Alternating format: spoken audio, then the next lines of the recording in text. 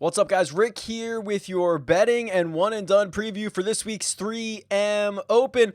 Before we jump into that, I missed one shout out that I thought was noteworthy on the DFS preview, but because it was betting related, I wanted to fill it in here. So Callum McCaslin sent me a message, told me he turned his $57 into $701 his first week on RickRunGood.com. He had a John Rahm outright. He had a Harris English top 20. He had a Matt Wallace top 5. Congratulations, Callum. Another person in the community just absolutely killing it. So love to give the shout out, love to give the love. For this week, 3M Open, it is going to be the weakest field that we've had in the tour's restart. And in fact, it's actually going to be the first event of 2020 that has a weaker field than it did in 2019. And the reason for that, specifically for the 3M Open, which was a new event last year, along with the Rocket Mortgage Classic, is that this is a very natural resting point for the world's best players. Next week, we have a WGC event. The following week is the PGA Championship. And then we are just going to have an absolute sprint through the FedEx Cup playoffs into the U.S. Open. I mean, the Masters will be here before you know it. It's just going to be an absolute sprint for the best players in the world. And they opted to use this week as kind of a natural resting position. So we do have a couple of big name players in the field. They're not without question marks, but there are a lot more new names that we are going to need to talk through. So let's not waste any more time. Let's jump into this. Let's start here on the tournament predictor tool. And I do want to clarify for, we're getting a lot of new viewers, new subscribers, which is much appreciated. Always a lot of fun.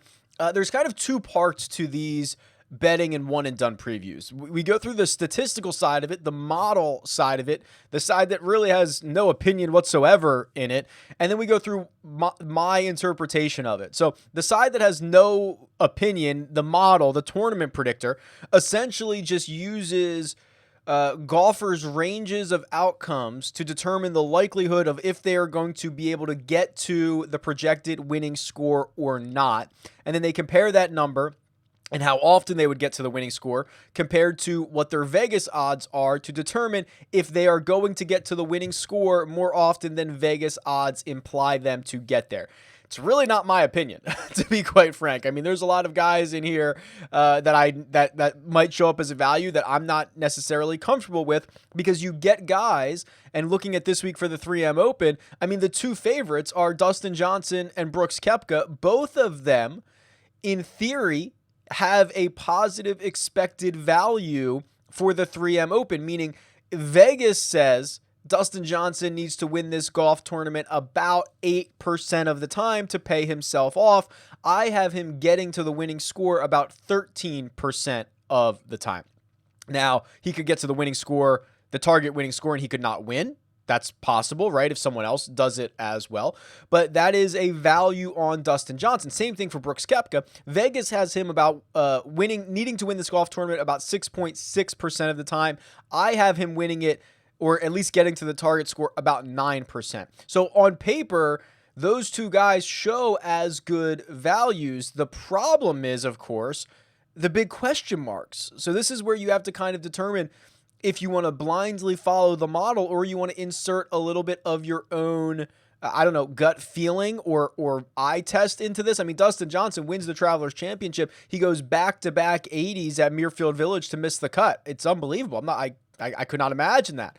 Brooks Koepka has been telling us over and over and over again, the knee might never be 100%. And we've seen his, I have to sneeze. We've seen his results suffer since he had that knee injury, underwent a couple of, underwent a procedure. He had another MRI on it recently. He's telling us it doesn't feel right. That's really concerning. It's really concerning. But those two guys at the top of the board show up as values. Now, you also got a couple of new values this week. And this tournament predictor uses a combination of long-term and short-term results. So a lot of times, Brooks Koepka has not won a golf tournament in since I guess the PGA? Would that have been the last time Brooks has won? Well, no, I guess he won in I guess it would have been, he's going to defend his FedEx, his WGC, right? Now I've got to look this up. Yeah, his last win came almost a year ago exactly. Next week, it'll be a year defending his FedEx St. Jude Invitational win, a 3-shot win over Webb Simpson. So the model takes into account all that great long-term stuff, but it's starting to cycle out of those older victories, those older ceiling events, and it's coming back to life, but coming back to earth, excuse me. And at the same time, a lot of these newer guys are popping up, using some more recent history, some more recent results, and they're becoming value. So it is interesting to see how this changes from week to week. I do have Tommy Fleetwood here as a positive expected value in the model for an outright victory.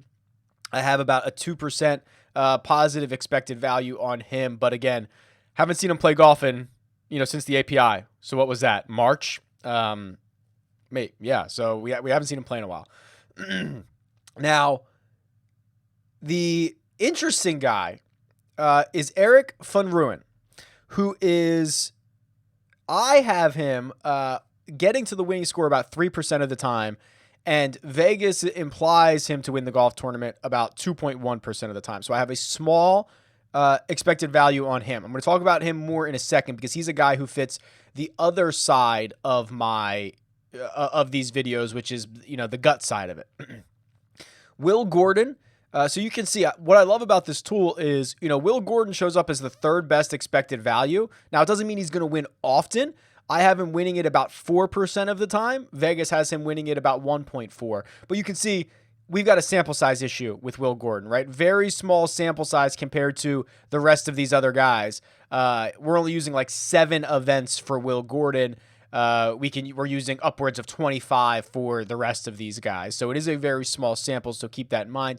EVR, Van Rooyen, also with a smaller sample size, small-ish sample size, about 13 events we're using right now for him. So there's a couple of values there. We'll look at the top 5 number real quick. Some guys that show up for top 5 that I would consider. I mean, Will Gordon does also bear out to be a positive expected value guy for top 5. He is for also top 10. He's not for top 20. But Andrew Putnam is here. I think that's interesting. Andrew Putnam across the board, top 5, top 10, top 20, shows up as a positive expected value. So there are some options here for you. Personally, so this is where we'll kind of change gears and talk about personally how I think this is going to work this week.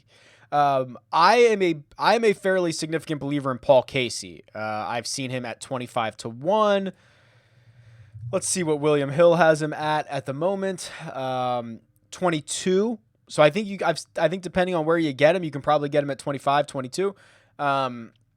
Was great last week, except for one hole. Talked about this a lot on the DFS preview. He took a quintuple bogey, made an 8 on a par 3 on Friday. His other 35 holes, he played 1 under. He was well ahead of the field average for 35 holes, and one hole just completely derailed his week. I really like Paul Casey, but I'll talk about EVR and why he kind of pops up as an interesting guy for this week at the 3M Open. First of all, he's sneaky long. I think he's 14th on tour in driving distance, but he's like 200th in driving accuracy. Now, the thing with EVR is, or I guess the thing with TPC Twin Cities this week is it probably doesn't matter if you miss the fairway. It's not necessarily going to be like Muirfield Village or somewhere where you're super penalized for missing the fairway. You just go out and bomb it around TPC Twin Cities and you see what happens. So I like that. I like that his worst part of his game is something that will probably not be impacted as much at this course than other courses on tour. And he's kind of boom or bust, which I think is good. So I believe his last 6 starts, I can pull this up, but I believe his last 6 starts, he has 3 missed cuts and he has 3 top 25 finishes. So that's, pretty, I don't even know what the word is. I mean, it's feast or famine, right? It's either one side or the other. He's not like he's making the cut every week and finishing 56th. And when I'm betting outrights, I'd rather have this, like I don't care if you finish second or miss the cut. If it's an outright, it's the same thing. So it doesn't matter. So I'd almost rather take these boom or bust type players that, are playing well, whose skill set fit the course. Like also I feel like Bubba Watson does. And if you watch that, like anything, I'm not a Bubba guy. Like I usually never roster Bubba. I don't like to bet Bubba, but I'd be telling you, like, this week's the week. Like if there's a week to play Bubba, it's this week. And I'll probably be, I have an outright bet on him already. I see him at 35-1.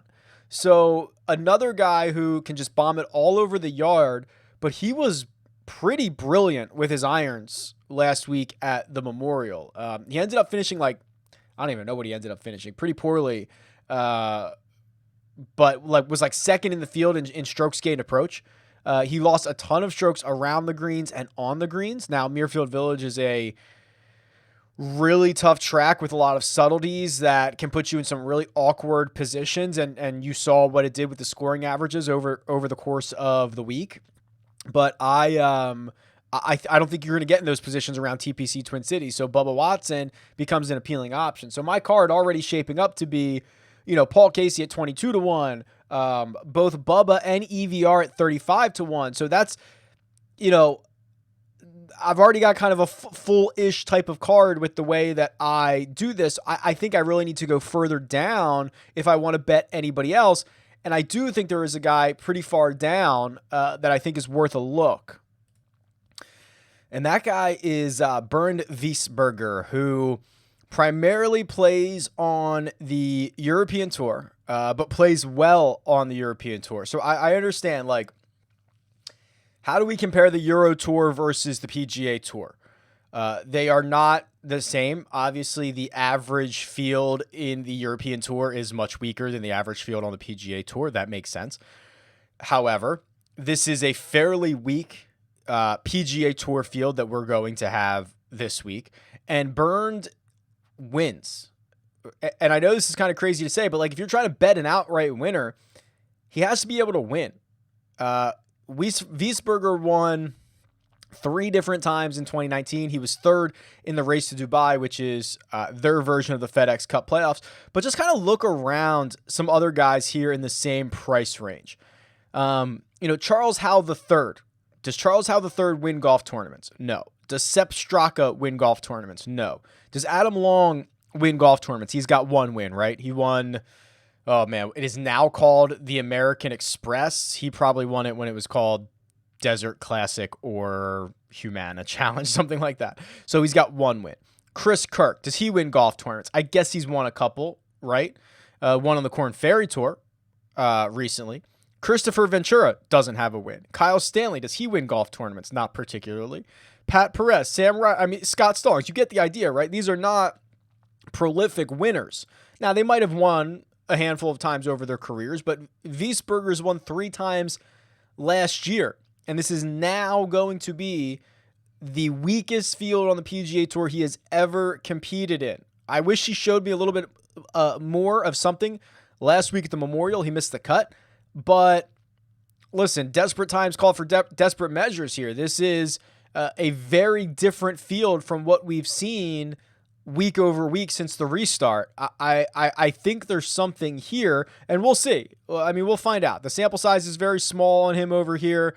His game's not necessarily in terrible shape. It's not in great shape, at least from what we saw at the Memorial. We will see. But he's someone that I think is certainly worth an investment, especially when you compare him to the rest of his peers.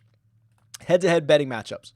Let's do this. So a couple of things real quick before we jump into this. I get a lot of questions about head-to-heads because the community has had such a huge amount of success over this. I posted a video a few weeks ago called The Most Profitable Way to Bet Golf, and it is talking about in tournament, round by round, head-to-head matchups, and I get flooded almost seemingly every day during the tournament with screenshots of people I just hit a four-man parlay using the system. It's not really like a system. I guess it is, but finding guys that are playing well, tee to green, and putting below their baseline. Like it's not necessarily rocket science. I'm happy to point it out, but that's one thing. This head-to-head matchup simulator tool is something completely different. This uses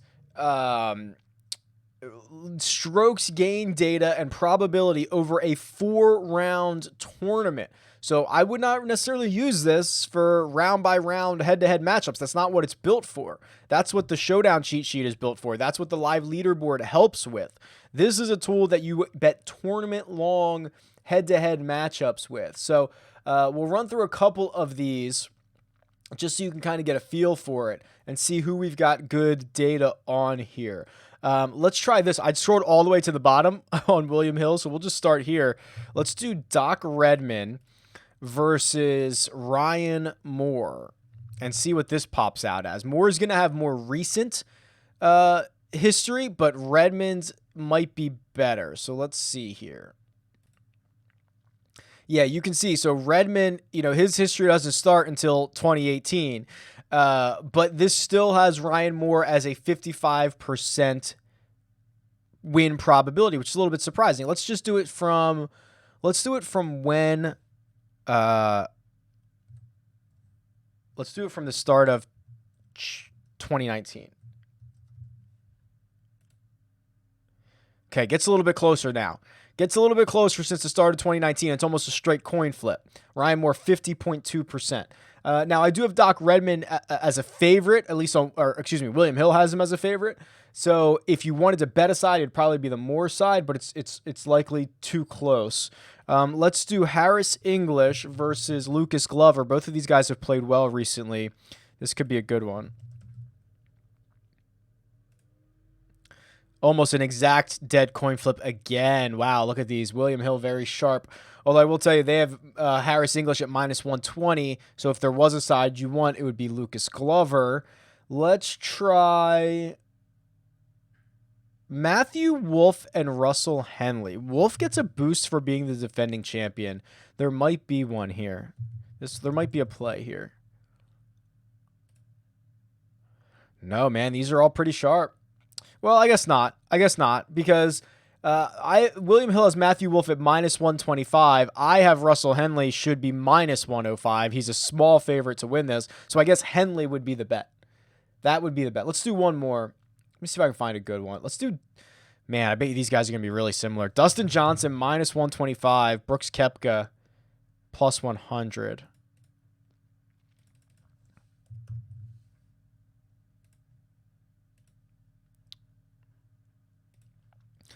All right, so I actually have Dustin Johnson 61% to win this, which would make his money line about -156.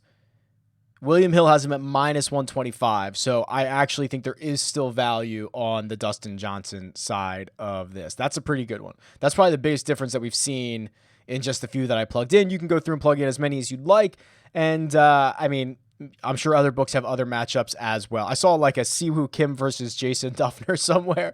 So there's a lot of different matchups out there. For one and done, I know there were a ton of John Rahm people last week because I got a lot of messages that it was a John Rahm week and that they were able to hit on that. So what are we doing for this week? We can look at the full field values here and see for the 3M Open, which this side just has not updated yet. I'm in the midst. I'm pushing an update right now.